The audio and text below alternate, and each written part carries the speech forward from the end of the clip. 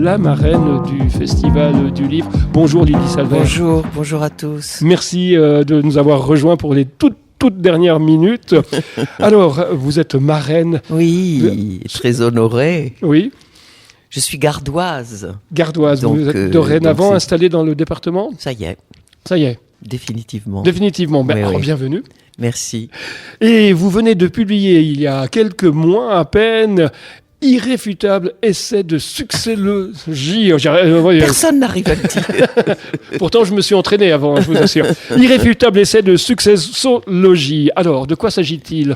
Comment accéder au succès ? Oui, mais c'est une satire contre cette folie, cette obsession, cette aspiration, moi aussi j'en bégayais, au succès qui est la nôtre. Et donc, je feins d'écrire un traité de développement personnel où je dis toutes les bassesses auxquelles il faut se livrer pour avoir du succès. Mais c'est un coup de colère. C'est un coup de colère que vous transformez en ironie. Oui, bien sûr.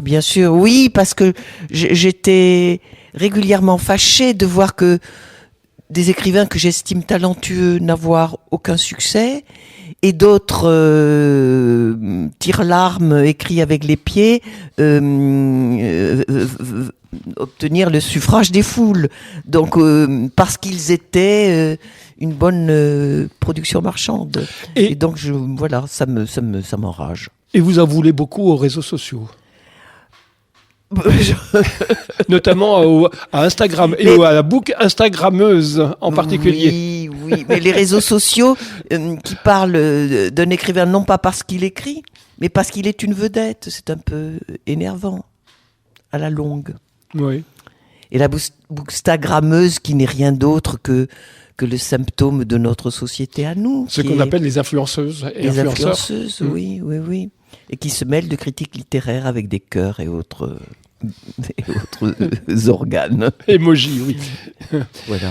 Bon, mais ça, c'est un ouvrage tout à fait ponctuel, parce qu'autrement, vous êtes romancière. Et notamment... j'aime de temps en temps respirer un autre air que le roman, avec les intrigues, la construction, 200 pages au minimum, tout ça. Et donc, je prends l'air... avec cet essai de développement personnel très particulier. Voilà, faux.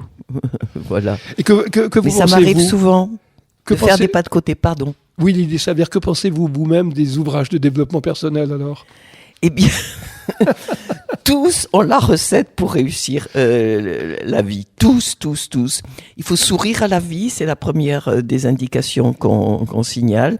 Donc essayez, et si vous souriez à la vie, vous êtes sûr que votre vie sera pleine et heureuse. Bref, et autres conneries. Bon, outre donc cet essai de irréfutable essai de successologie, quand même, on pourrait inviter les lecteurs qui vont venir là pendant ces 2 jours à plutôt peut-être également découvrir Pas pleurer, prix Goncourt 2014, puisqu'il y a quelques instants on parlait avec Patrick Cabanel de L'épervier de Maheu, donc, et puis tous les autres ouvrages, car effectivement il y a une production romanesque importante, signée Lydie Salvert. Et oui. Et vous allez donner une conférence tout à l'heure à 16h, de 16h à 17h30, avec Bernard Vallée, qui est le fondateur des éditions Verticales. Et mon compagnon Et votre compagnon. Quel sera le thème de cette conférence, Lydie Salvert ? Écoutez, je laisse à Bernard Vallée la surprise de ces questions. Il est là ? Non, il n'est pas là.